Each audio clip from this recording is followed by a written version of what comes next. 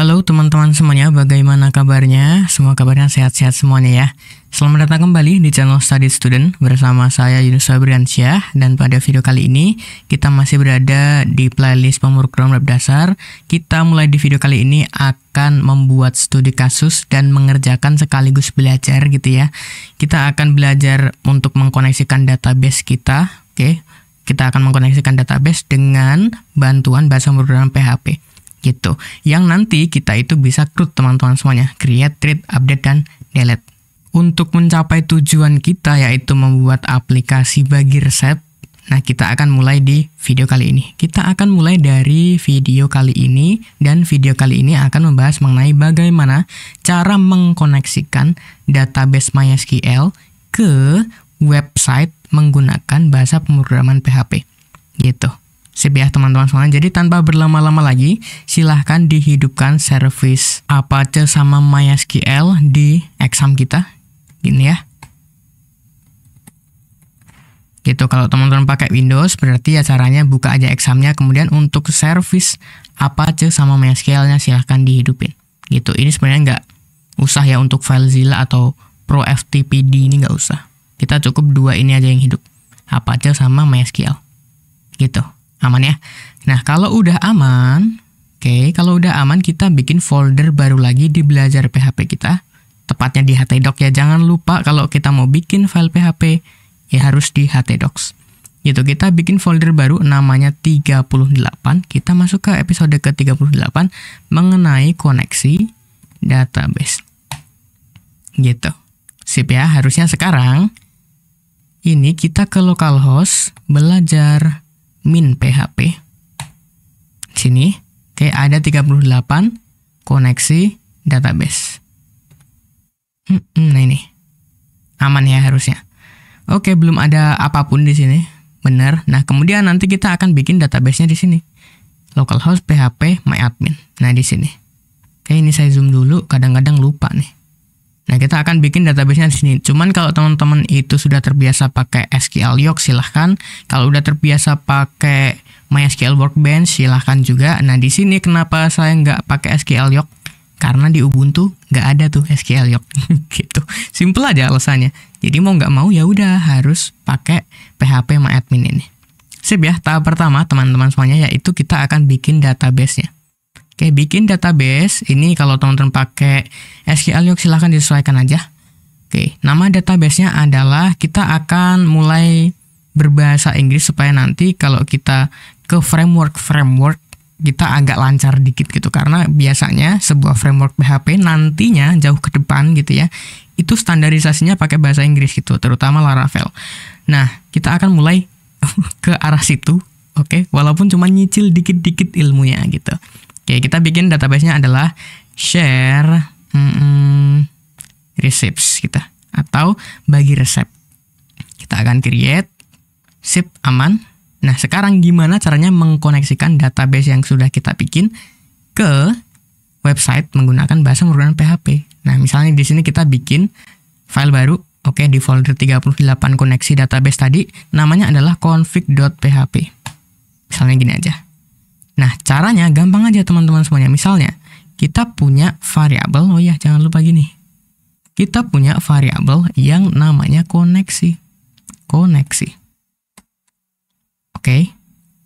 Sip. Kemudian, di sini diisi, kita akan menghubungkan atau mengkoneksikan database menggunakan MySQL _connect. Gini.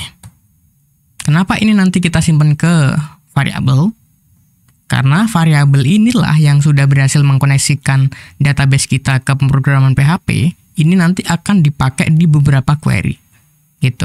Nah, untuk parameter yang pertama ini adalah hostnya. Gitu, host dari server kita. Localhost. Sip ya. Kemudian yang kedua adalah username-nya. Username-nya biasanya kalau di lokal mah root gitu ya. Kemudian passwordnya, nah kalau exam itu defaultnya nggak ada ya. Gini. Kemudian yang berikutnya adalah nama database-nya. Kita apa tadi? Share. Receipts gitu. Aman ya. Cobain dulu. Harusnya mah aman-aman aja nih. Refresh, config. blank dia. Aman ya, harusnya ini aman. Coba kalau kita salahin. Ini kita salahin salah satunya, misalnya untuk nama usernya salah. Nah, ini dia akan error. Kenapa? Karena akses denied gitu ya, for user localhost. Usernya salah berarti, nggak punya akses. Oke, coba kalau kita salahin nama database-nya. Nah, gini ya. Tidak mengetahui database ini gitu. Jadi salah. Jadi sekarang ini aja udah beres. Aman. Gitu. Nah, kalau teman-teman itu cuman pengen tahu gimana cara mengkoneksikan database MySQL kita ke website menggunakan bahasa pemrograman PHP, cukup videonya sampai di sini aja. Gitu.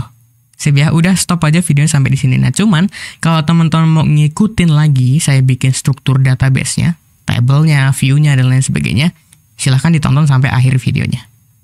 Gitu ya. Oke, kita mulai. Yang pertama, saya mau ada di sini table user. Pakai S ya, karena nanti di dalam table itu ada banyak data. Misalnya gitu, users, pengguna. Karena nanti kan kita mau yang bisa login. Oke, dia bikin akun, login, bikin postingan gitu. Postingan resep gitu ya. Nah gitu. Kemudian kalau misalnya nanti yang nggak login, ya udah cuman bisa lihat aja. Cuman nggak bisa bagi resepnya gitu. Nggak bisa postingan. Nggak bisa membuat postingan. Oke, yang pertama users dulu. Atau pengguna gitu ya. Sip. Yang pertama, di sini untuk yang pertama fieldnya ID deh gitu. ID integer, value-nya kosongin aja. Dia adalah AI, auto increment, primary key, not null ya.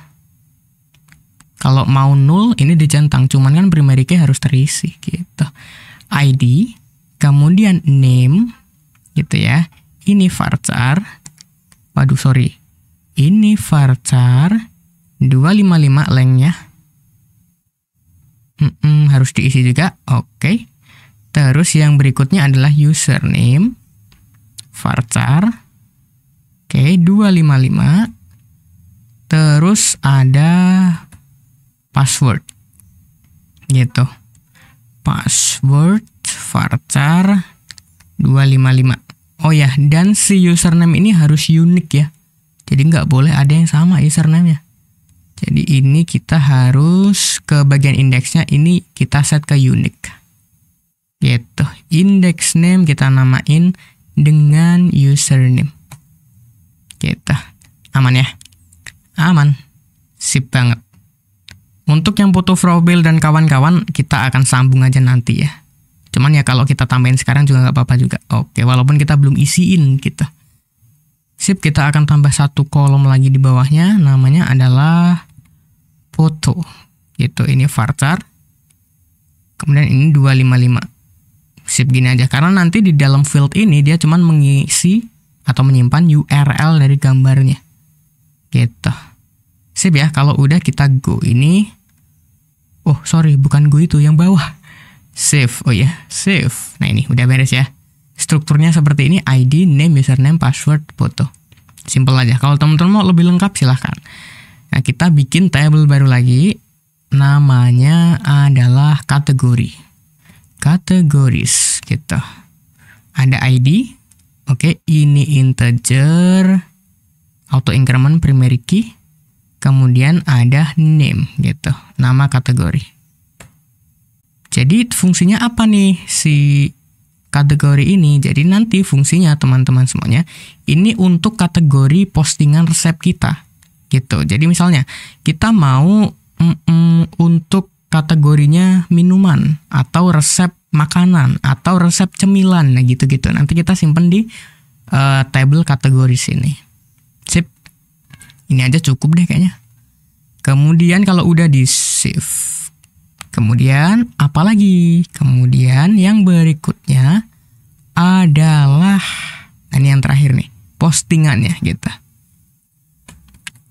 Gitu, resep. Yang pertama ada ID. Oke. Kemudian ada title, judul postingannya. Ini varchar 255. Oh ya, tadi belum saya set ke auto increment ya. Nah, gini primary key. Terus yang berikutnya adalah Apa ya? Yang berikutnya adalah user ID gitu. Ini nanti untuk mengetahui, karena kita nanti akan bikin view yang mengkombinasikan beberapa table, inner join gitu ya. Inner join, left join, right join, nanti saya pilih inner join untuk bikin view-nya. Nah, ini siapa yang bikin gitu? User mana yang bikin? Penulisnya siapa? Ini ID, ini integer. Ini aja karena harus disamain tipe datanya dengan ID yang ada di user tadi. Begitupun juga dengan length-nya. Ini sip ya. Ini saya bikin index karena adalah ini user ID. Gini, karena ini adalah foreign key, penerima primary key dari si users gitu, table users tadi. Field ID di table users. Nah, gitu. Terus kemudian ini kategori underscore ID. Ini juga nih integer, ini index, foreign, create single. Ini namanya adalah kategori ID. Ini namanya boleh terserah, yang penting sama-sama index itu nggak boleh sama namanya. Udah gini aja.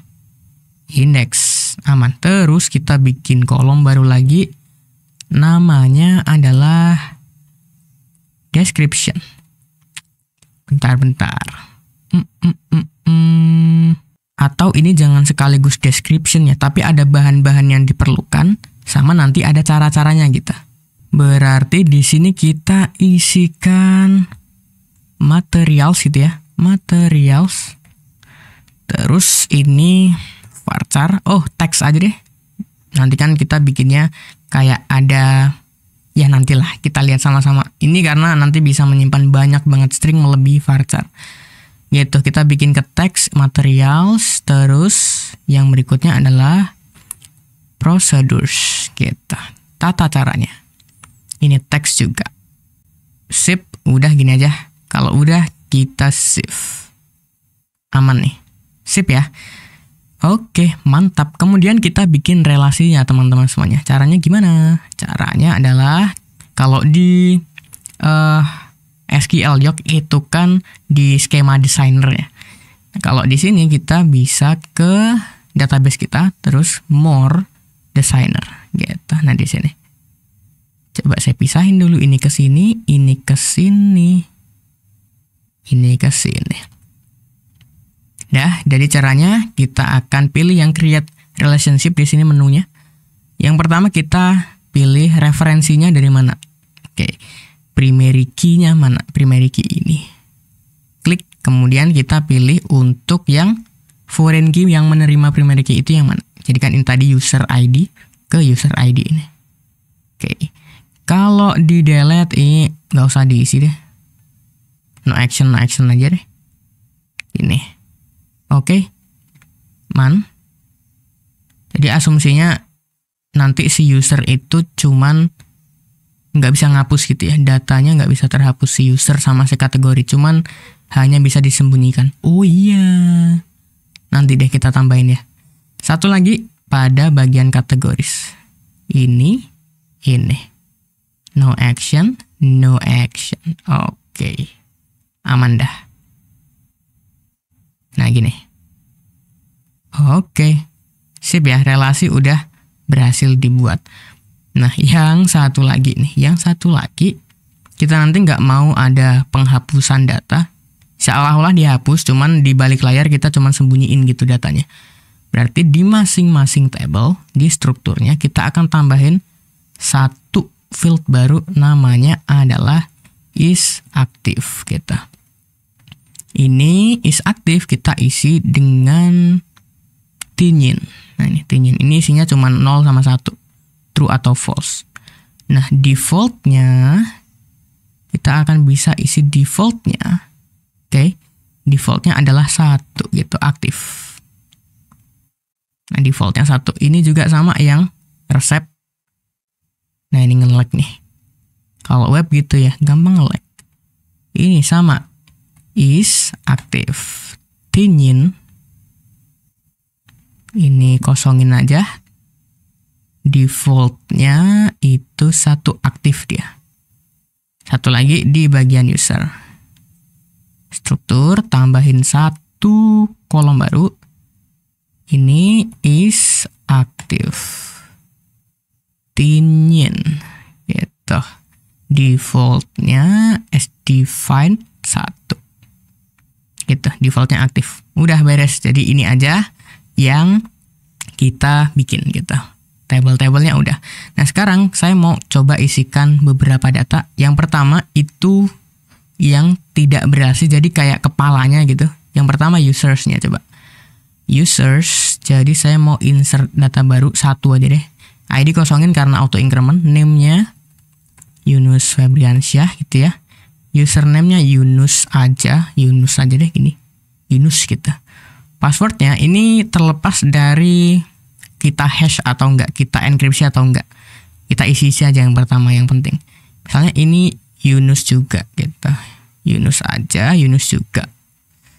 Fotonya nulin. Oh iya. Kok lupa saya. Strukturnya pada bagian foto centang change ini dia boleh null. Gitu, null label. Oke. Karena nggak semua punya foto ya. Gitu. Isi kembali. Yunus Febriansyah. Yunus aja. Yunus juga. Gitu. Sama ini nullin aja nggak apa-apa. Is aktif. Nah ini satu. Oke. Go. Aman ya. Satu data udah nih. Terus yang kedua ke kategoris. Ini jangan sampai si resip ini langsung diisi ya. Karena nanti bakal nggak ada si data kategorinya. Ini cuman ada data user aja. Gitu. Jadi kita mau nggak mau harus isi yang kepalanya dulu. Table kepalanya dulu gitu. Ini insert. Yang pertama itu jenisnya atau kategorinya adalah makanan. Terus minuman. Ini maksimal cuma 2 ya. Oh, ini new row. Oke udah 2 dulu aja. Satu lagi cemilan gitu ya. Cemilan. Oke. Dah sekarang kita bisa isi nih si resip ini. Oke insert. Misalnya title-nya adalah membuat pisang crispy gitu misalnya. Yang penulisnya siapa? Yunus. Kategorinya apa? Cemilan apa makanan ya? Cemilan, makanan, cemilan, makanan. Ya udah deh, cemilan gitu. Tapi kalau cemilan bisa bikin kenyang ya? Makanan. Tapi makanan bukan buat makan siang. Ya udahlah gitu aja. Bahan-bahannya misalnya ada aja bahannya gitu. Nanti kita akan perbaiki kalau kita udah lihat resep orang lain gitu. Ada aja bahannya. Ini cuman coba-coba dulu. Prosedurnya dibikin lalu dimakan. Kalau udah jadi kita. Ini cuman ngawur ya. Jadi jangan dianggap serius nih. Oke, satu aja datanya. Aman. Oke, kawan-kawan. Aman ya? Aman harusnya nih. Nah, sekarang kita akan bikin view untuk menampilkan si data yang ada di table resip ini. Atau si table resep ini. Oke, biar ininya nanti ngaruh nih. Atau ini ada user ID namanya siapa gitu. Kategorinya apa. Gitu. Sip ya? Sip banget. Oke. Jadi, yang pertama kita akan query manual. Klik aja database kita, terus query. Kok query SQL ya? SQL. Gini, saya akan manual aja di sini. Jadi kita akan use share receipts gini, biar nanti nggak kemana-mana. Terus saya akan bikin create view, namanya apa? VW receipts gitu misalnya. As ini biar saya nggak lupa tambahin titik komanya di belakang ya. Nah gini, as apa? Query kita adalah select. Gini nggak ya? Jangan deh. Select misalnya yang pertama adalah tabelnya ID gitu. Atau gini, dari table Receipts ID as ID gitu. Kemudian yang kedua setelah ID itu ada apa ya? Tadi. Setelah ID ada title. Oke. Receipts title as title. Ini harusnya kapital biar ketahuan mana query, mana yang enggak gitu.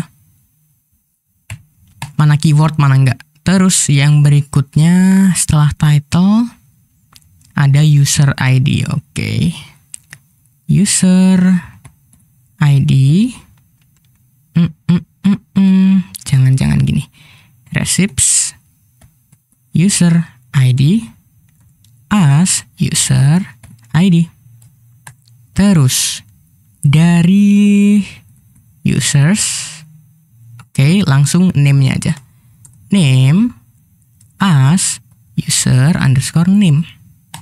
Gitu ya. Jadi ini biar beda aja. Karena nanti kalau kita cuma name aja, di kategori juga ada name gitu. Biar beda, ini user underscore karena ini nama dari table user gitu. Itu ala saya saja. Terus yang berikutnya kategorinya. Jadi receipts kategori ID as kategori underscore ID. Terus kategoris name as kategori name gitu. Terus yang berikutnya ada apa lah? Yang berikutnya ada materials, prosedur, sama is active. Oke. Ada materials as materials. Terus ada procedures as procedures kita. From mana? From table receipts kan gitu. Nah, kemudian kita akan inner join. Oke, jadi inner join, saya lebih suka inner join ya, nggak tahu kenapa daripada right sama left. Inner join. Yang pertama, kita akan inner join sama table user ya. Users. Gini. On table receipts user ID ini samaan ya. Oke. Sama dengan users ID gitu. Kan ini penghubungnya tadi ya. Sip. Kemudian juga inner join yang kedua. Inner join table categories gitu. On receipts kategori ID sama dengan kategoris ID. Nah gini. Terus ini belum selesai nih. Kita akan seleksi where receipts is active. Gini. Tidak sama dengan 0. Sip ya, atau gini. Sama aja. Where ini juga. Dan oke, dan saya lupa deh kalau di MySQL itu dan pakai NN gitu ya, atau langsung N gini. Oh ya N, sorry. Gini dong. Gini, N. Kategoris oke, is active. Tidak sama dengan 0, artinya 1 gitu. Kenapa nggak gini aja? Kan sama aja artinya. Biar lebih gampang gitu dimengerti. Sedikit lah. And apa? Users is active sama dengan 1. Nah gini udah. Aman ya, aman. Sip, kalau udah, biar lebih yakin seleksi aja semua. Lalu kalau belum yakin, di copy dulu. Nanti kita paste lah, daripada kita kalau ini gagal terus kita ngetik query lagi kan ya. Sip, go. Nah tuh di line 15. Oke, karena kita itu akan menggabungkan table lebih dari 1 gitu ya. Ini kan 2 table digabungin ke 3 malah ya, 3 dari receipts, dari user sama kategoris. Maka kita perlu gini. Ini penutup untuk inner join yang ini. Oke, terus satu lagi nih, biar pecah dia. atau biar nggak gabung. Gini, ini pakai koma atau nggak usah ya? Cobain nggak usah dulu. Ctrl A, copy, go. Go. Line 14. Ih, gitu. Coba ini ya. Copy dulu biar nggak lupa. Ini. Sekarang pada bagian ini. Sama dengannya 1. Yang mana? Oke, gini mas. Perbandingan sama dengannya 2. Oke. Coba. Copy dulu. Go.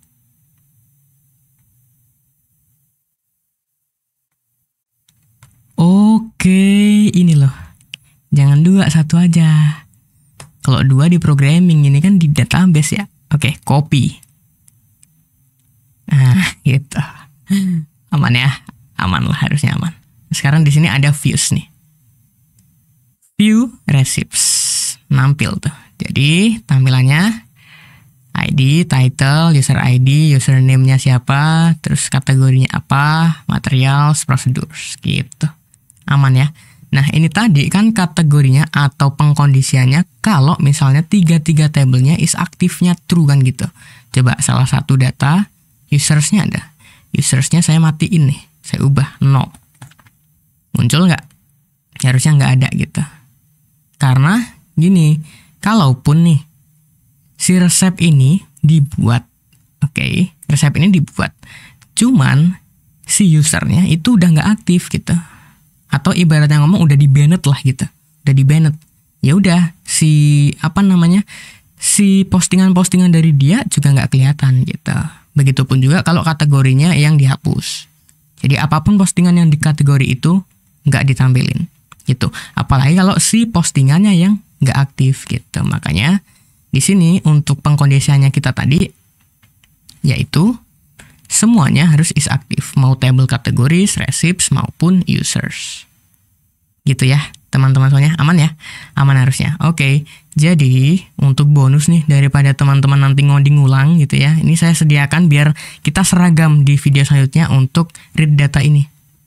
Oke, kita akan tampilkan data ini ke website kita menggunakan bahasa murnian PHP.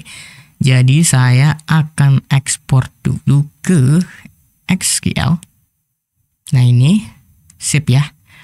Lalu saya akan copy ini ke sini. Ini bisa teman-teman contek nanti. Sip, jadi saya rasa itu untuk video kali ini teman-teman semuanya. Kalau kita rangkum kembali, kita udah berhasil untuk mengkoneksikan website kita ke database menggunakan bahasa menggunakan PHP, itu satu. Kemudian yang kedua, yang terakhir juga kita udah bikin struktur dari database studi kasus kita yaitu bagi resep gitu. Jadi saya rasa itu untuk video kali ini, mudah-mudahan videonya bermanfaat, teman-teman semuanya paham dan menyenangkan juga. Saya ucapkan terima kasih, keep learning and keep spirits teman-teman semuanya.